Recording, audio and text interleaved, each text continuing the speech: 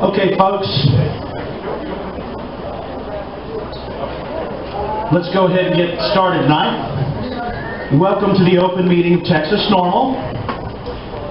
I want to do some shout-outs first. My name is Jamie Spencer. I'm the Interim Executive Director.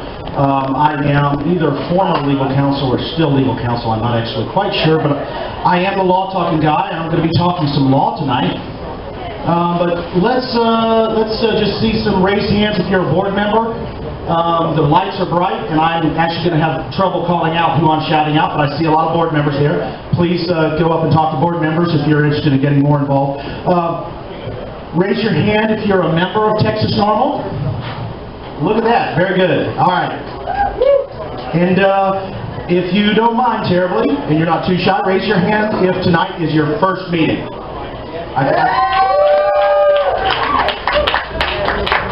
We love folks that are here for their first meeting. We want to get you back for your second, so please come up and talk to any of us afterwards.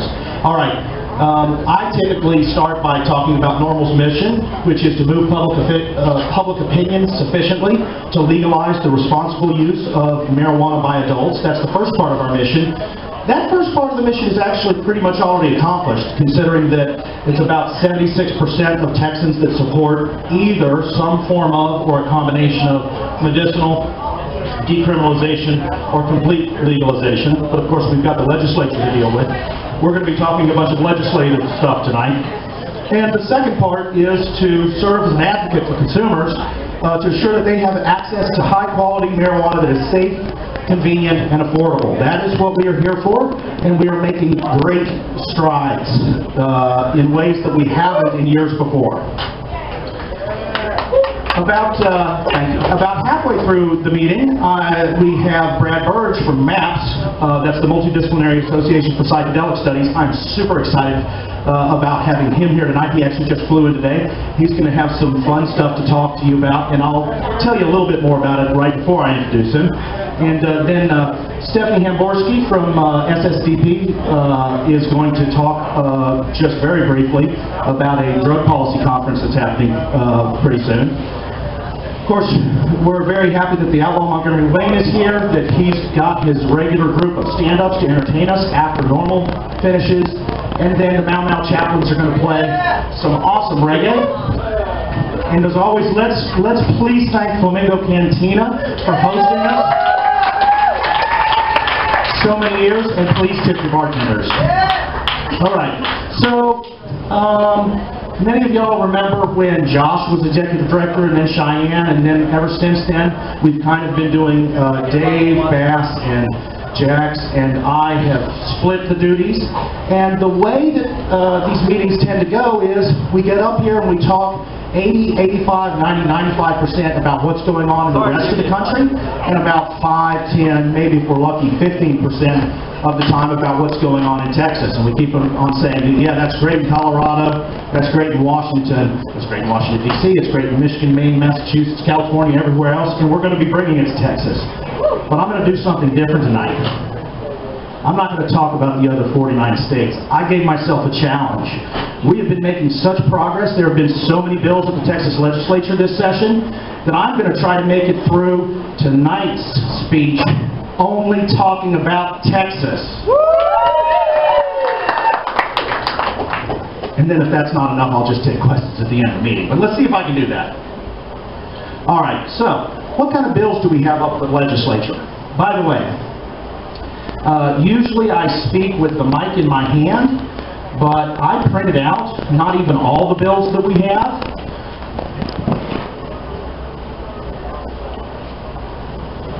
The first two bills that I'm going to talk about, this is how much paper they get printed on. We've had these bills for at least 7 or 8 sessions, which is 14 to 16 years.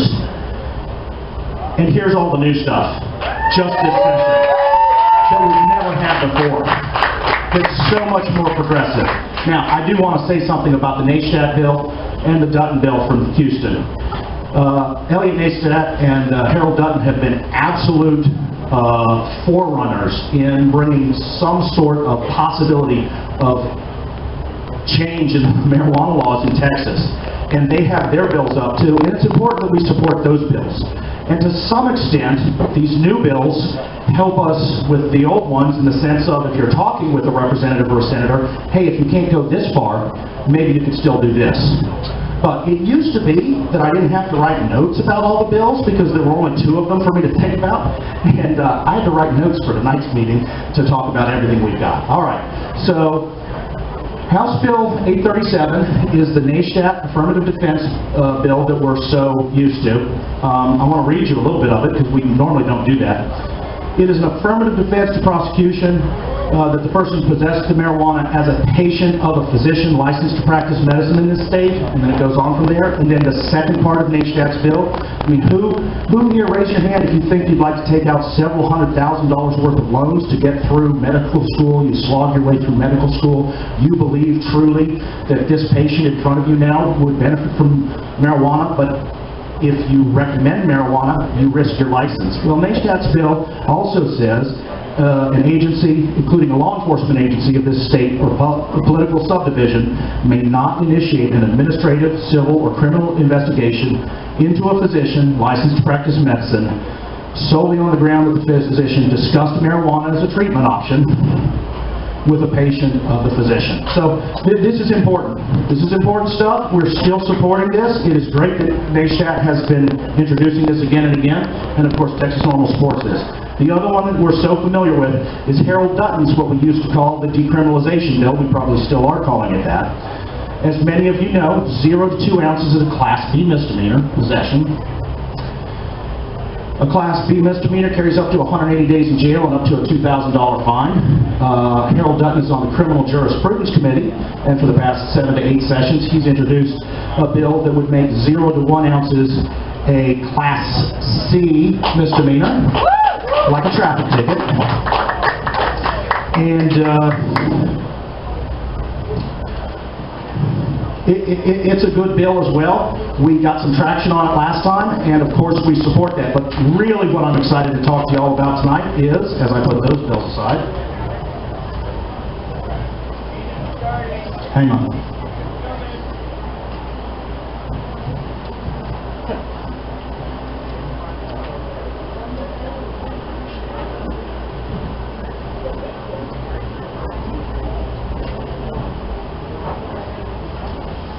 Let's talk about House Bill 507. This is by far, until it got beat a couple of weeks later by something else we're going to talk about, the most progressive bill we've ever had. 0 to 1 ounces would be a civil penalty. Where the Health and Safety Code used to say that possession of an amount of marijuana of 2 ounces or less, the phrase, but more than 1 ounce is added, meaning that just like Dutton's criminal bill, 1 to 2 ounces would still be a criminal penalty, okay? But instead of replacing it with a lower criminal penalty, the rest of the provision in the Health and Safety Code says civil penalty, possession of a small amount of marijuana. A person who knowingly or intentionally possesses a usable quantity of marijuana in an amount that is 1 ounce or less is liable to the state for a civil penalty not to exceed $100. The imposition of a civil penalty under this section is not a conviction and may not be considered a conviction for any purpose, like a parking ticket. A peace officer may not make an arrest solely because of a violation of this section. Right now, even under the Class C bills, they could arrest you. A lot of times they might not, they might use their discretion not to, but this bill would specifically prohibit them from doing that. It says that the district or county attorney, whoever it is that's responsible for overseeing these, would have to do these in a JP court, not in a county court, which is, if we don't have any justice of the peace here, I can tell you county court is more real court than JP. And it even goes further. It says the court may waive or reduce the civil penalty if the person subject to it attends an education program and performs not more than 10 hours of community service. Honestly, if this passed tomorrow, became effective Friday, and I had to advise somebody on Saturday, I'd probably tell them, instead of doing 10 hours of community service and taking a class where you learn that if you smoke marijuana today, you'll shoot heroin in the gutter tomorrow, maybe you should just pay the $100. Who cares? But what can people find out about it if this new bill were to pass? What would they be able to find out about you?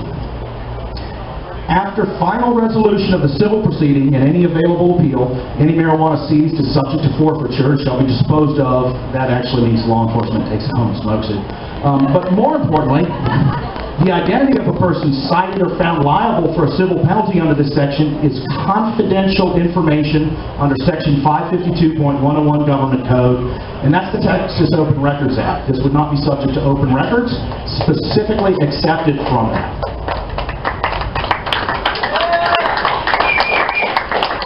The bill goes on to make an exception for possession of drug paraphernalia, which is a different statute. It is a Class C, but it would say it is an exception to cutting through the legalese. It is an exception to the PDP statute that the paraphernalia was knowingly or intentionally used, possessed, or delivered solely in furtherance of violation of this civil statute, which means that if you had a pipe, if you had a bong, whatever it was, that if you had less than an ounce on you, that would no longer be a criminal penalty at all.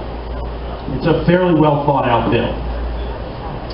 And let's talk about where that is in the process right now. Actually, I'm sorry, let me go back and talk about the legislative process and where we are. Dutton's bill has been assigned to a committee. We're asking folks to call committee members and to request a hearing. You don't have to memorize any of this. You can look it up on TXNORML.org.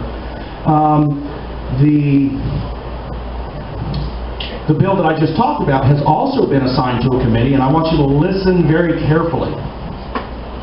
We're not even asking members, go ahead and call and ask that it be set for a hearing. However, we expect the possibility of an actual hearing on that extremely progressive bill very, very soon. So I know I say this a lot, but seriously, refresh TexasNormal.org often.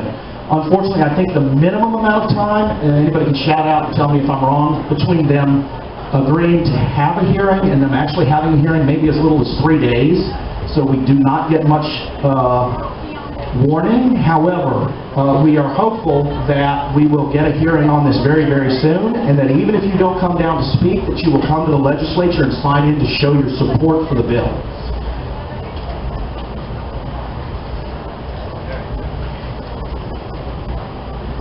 And I started a little late tonight, guys. I'm sorry. Let me check on time and see. Yes, I'll tell you what.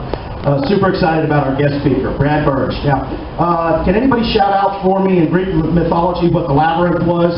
Somebody know the labyrinth? Anybody? It was where the Minotaur lived. They sacrificed Arthur, and had the person had to walk through the labyrinth. It was where the Minotaur was. The Minotaur was that D&D fantasy creature that had the head of a boar and the body of a man. And some king, King Minos of Crete, wanted to design an elaborate maze to trap him. And the person that designed the maze in the myth almost died because it was so complicated they couldn't get out of their own maze.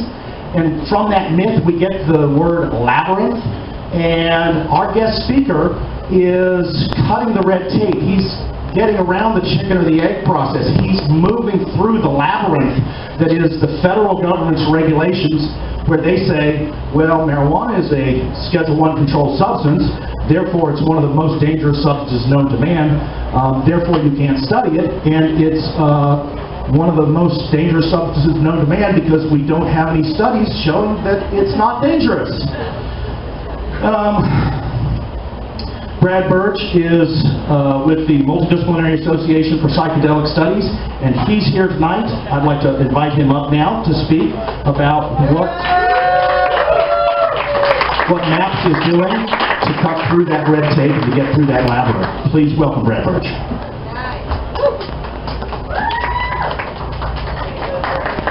Thanks, Jamie. Thank you, TXNORML. You guys are doing amazing work out here. It's so good to come out from California and be surrounded by so many people who are doing good work or interested about the work that's being done here. So, super great. Again, my name is Brad Burge. I am definitely not the only one who's cutting through this labyrinth of red tape. I am the Director of Communications and Marketing for MAPS, which means I get to explain the bureaucratic maze to journalists as they try to explain it to the rest of the world. So It's great that Jamie mentioned this mythological metaphor, because there's another metaphor that I like to use, and that's the metaphor of the Trojan horse. I sometimes get asked, well, hey, medical marijuana, the research that MAPS is trying to do, moving medical marijuana through the FDA prescription drug approval process, isn't that a Trojan horse for broader legalization? And I say, well, you know, a Trojan horse, that's when you don't know that there's stuff inside that's going to jump out. In our case, yes, it is definitely a Trojan horse. There's a big sign on it that says, this is medical marijuana. If you let it into the city, you're going to want to legalize it later. So we're being very explicit about what we're doing. What we're doing is we're trying to get the research started. So there's legalization, 76%. That was amazing to hear in Texas support for that. Well, we're trying to ultimately move whole plant marijuana through the FDA drug development process and make it a federally legal prescription drug. So there's been ample research, as some of you know, looking at isolated cannabinoids, THC, CBD, non-smoking delivery systems. There's patents on suppositories and inhalers and pills and sprays and transdermal patches and all these things. But what people are talking about really helping them is whole plant marijuana. So that's the work that we're trying to do. So as of last week, we got approval for the second time from the Department of Health and Human Services to conduct our study of smoked marijuana for symptoms of PTSD in United States veterans. We've been working on that study for 12 years, trying to get that research started. The main There's the lab room. So when it comes to marijuana research, it's in a different ballpark than psychedelic research. We're moving forward with psychedelic research. We have MDMA-assisted psychotherapy for PTSD studies moving forward, but marijuana research is still at a standstill. And that's because there's an extra approval process at the federal level for research into marijuana. Now, if we wanted to do research on heroin or LSD or MDMA or any of these things, we need FDA approval. We need approval from an ethics board, and then we need DEA approval for the actual storage of that Schedule I drug. When it comes to marijuana, we have to go through an entirely separate review process, and that's through the Department of Health and Human Services due to an administrative law, not a federal law, an administrative law. So that's an arbitrary policy set up by the Department of Health and Human Services that forces researchers wanting to do research with marijuana to go through them in order to purchase marijuana.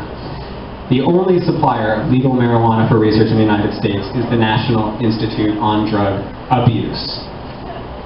As you might imagine, they're not terribly keen on studies looking at the therapeutic benefits of marijuana. It's just not in their mission. However, they've recently increased their stock, their supply, that they're able to grow for researchers, and MAPS finally last year in March 2013 got the historic first approval that any researchers attempting to develop the whole marijuana plant into a prescription drug have ever gotten from the Department of Health and Human Services to purchase marijuana from NIDA. We are now waiting for NIDA to actually provide that marijuana to us.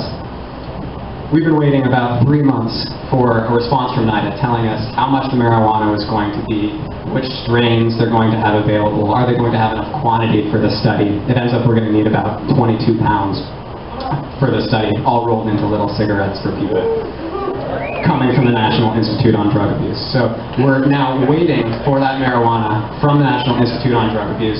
We also need to get one final DEA approval and also another ethics board approval for this study. So after all this time, we're starting to see cracks in this obstacle, this wall that has been up in front of whole plant marijuana drug development research. What we want to do is make whole plant marijuana available by prescription, covered by insurance, for people to use.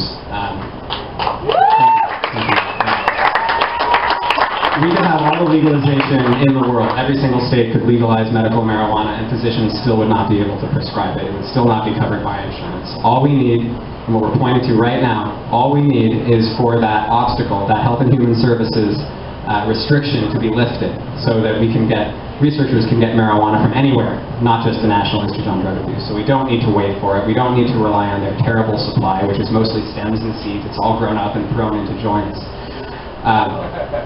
So we're trying to break down that blockade. We've gotten approval, but still other research need to go through it. we're waiting for this final approval. NIDA still doesn't want to see the research happen. But we're starting to see the cracks in the wall. Looks like the study will probably get started this year. We're looking for one final research site in Arizona. If anybody would like to talk to me about what we're doing with medical marijuana research and how that fits into the broader policy change, I'd be happy to speak with you more about it. The study we're focusing on right now is a study that's going to be in 76 United States veterans with chronic treatment-resistant post-traumatic stress disorder. We've got more veterans right now dying at home than we do abroad right now. The suicide epidemic is real. I'm meeting more and more veterans who have been to Iraq and Afghanistan and elsewhere. Just in my day-to-day life, I work for psychedelic and medical marijuana research, and the fact that I'm meeting so many veterans really speaks to the need for this right now. So I don't know if we have time for questions or if I want to wait till the end, Jamie. Looks like we have some questions. Okay, we got one or two. Can we call to sway their opinions at all? Is there anything? Well, especially if you're a journalist, definitely. We've been really pushing people to go to NIDA and say, hey, when's the marijuana coming? Is this going to be quality enough for the research? Asking NIDA questions, going to their press office, calling their number, it definitely helps. What we really need is an executive email, I don't even know if that's an official thing, from President Barack Obama to the Secretary of the Department of Health and Human Services, asking them to remove this 1999 guidance that requires this extra review process for marijuana. This doesn't require an act of Congress, it doesn't require a vote. This is Department of Health and Human Services, which responds directly to the President of the United States, and that could just be a single message. So we could also ask the White House to remove that blockade. And anybody can do that. Thanks. Is there another question back here? Okay. Okay. Thank you. Thank you. Thank you, Brad, so much. And please come talk to Brad after the meeting. I know he wants to proselytize and tell you about all the progress that's been made. Speaking of 1999, Students for Sensible Drug Policy was started in 1998. It is now an international organization with students literally around the world working to change bad drug laws everywhere. We have the president of UT SSDP here tonight. She's going to tell us about a drug policy reform panel. Please welcome Stephanie Haborski.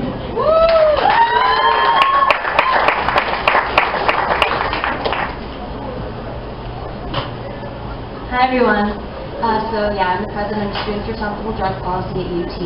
And tomorrow night we are hosting a drug policy reform panel. Jamie Spencer will be talking.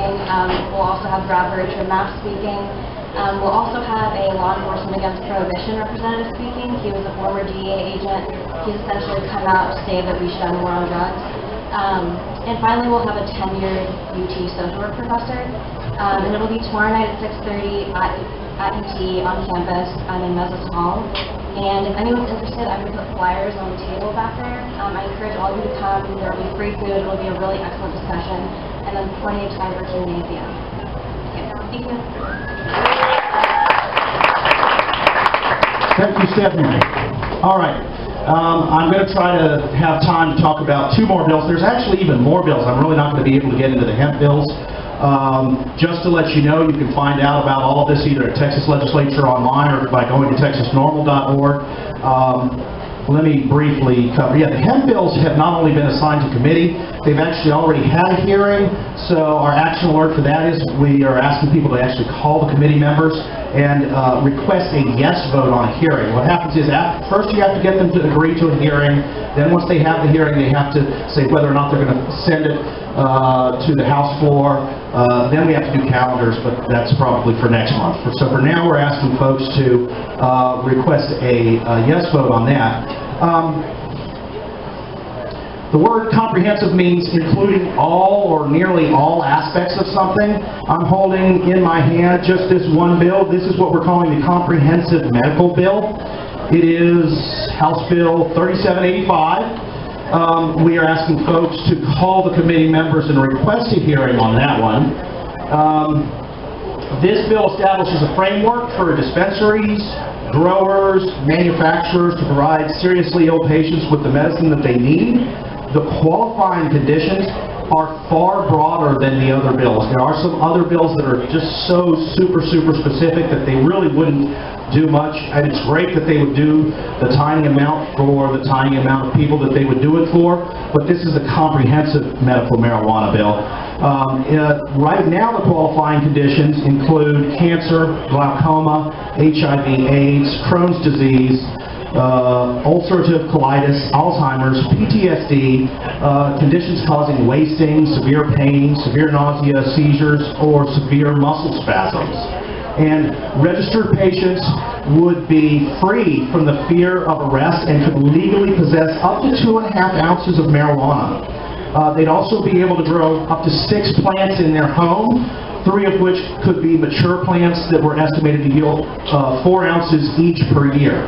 This bill was actually introduced, I believe, March 13th, but at any rate, it's been since the last meeting, so we've even made progress since all the progress we talked about at the last meeting. There are some things actually that I want to read from that bill. If I can keep all my bills straight. Lots of definitions about cannabis-infused products, cannabis paraphernalia, cannabis product manufacturing facilities, cannabis testing facilities, what a card holder would be, what you would need to become a card holder, what a cultivation facility would be. I just talked to you the definitions of debilitating medical conditions, but I can hear some of you out there saying, but Jamie, that doesn't cover them all, and you're absolutely right. And so instead of just being limited to the enumerated diseases and conditions that are listed in the bill, at the end of that section is subsection C. It includes any other medical condition or symptoms caused by the treatment of a medical condition approved as a debilitating medical condition by department rule. Now, Brad was talking about how departments can make rules and they're bad rules and you can't get rid of them, but built into this bill is the ability for Health and Human Services to on their own decide and not wait for the legislature. We're going to add X as a condition that people can have marijuana for. So that's very well thought out in terms of putting it in that bill. But what if we cannot trust the Health and Human Services Department to do everything that they need to do? I'm going to read to you Section 488.002, petition to add debilitating medical condition. A person, that means us, any of us, may submit to the department a petition to add a medical condition to the definition of debilitating medical condition provided by subsection yada yada yada. What that means is this bill gives us the power, if Health and Human Services hasn't noticed the latest research, for us to take it to them and to actually be able to petition our government to be able to ask them for what we want. And remember, especially for the first-timers, the history of marijuana decriminalization, the history of marijuana legalization often starts with ballot initiatives where the power of the people is allowed to be heard through public vote. We literally do not have that legal mechanism in Texas. We have to get the legislators to do the right thing. Well, in this particular bill are ways for us not to have to wait every 2 years when the folks that are doing the research like Brad, the folks that are doing the research in other places, when we find out about other things.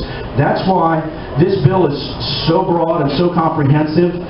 We are asking you to call the various committee members and support it. And just before the last meeting, on Texas Independence Day, which was a couple of days before our March meeting, David Simpson introduced House Bill number 2165. That is the ultimate goal. It is complete repeal of marijuana laws in Texas without any restrictions whatsoever. I really kind of can't read it to you. I'll put these up front if you want to see. David Simpson's bill literally adds nothing to the existing laws. I don't know if y'all can see, there's a bunch of strikeouts.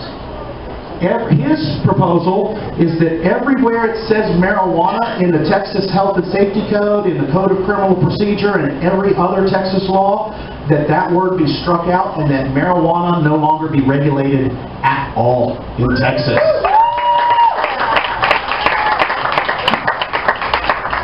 Now, is the governor going to sign that this year? Possibly not. However, if you do, as we urge you, take the opportunity to contact your legislator, your reps, your senators, and even the ones that aren't yours, just the ones that are on the important committees. It's a great way of saying, well, if you cannot support the complete repeal bill, let me suggest you go with a more conservative bill that doesn't go quite so far. And when they object to the complete repeal of marijuana laws, let them know there are other laws out there. And by the way, the reason that it's House Bill number 3785 is because thousands and thousands of bills get filed with the Texas legislature every 2 years. I had the personal pleasure the last lobby day of walking into a rep's office who didn't know about Elliot Neistat's bill, was friends with Elliot Neistat, liked Elliot Neistat, supported the bill, said, I've never even heard of this, I'm going to go co-sponsor it, co-author it tomorrow, and indeed she did.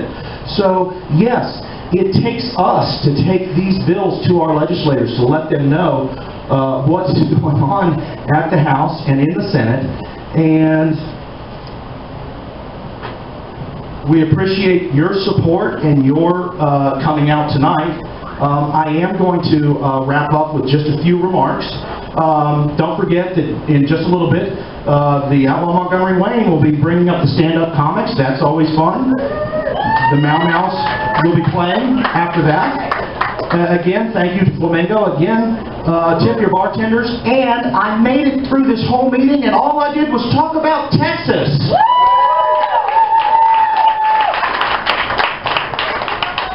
Thank you so much for coming out tonight, guys. All right. Bright morning when my work is over, I'll fly away home. Lord, what bright morning when my work is over, I will fly away home. One bright morning when my work is over, I'll fly away home. We'll be right back. Stick around.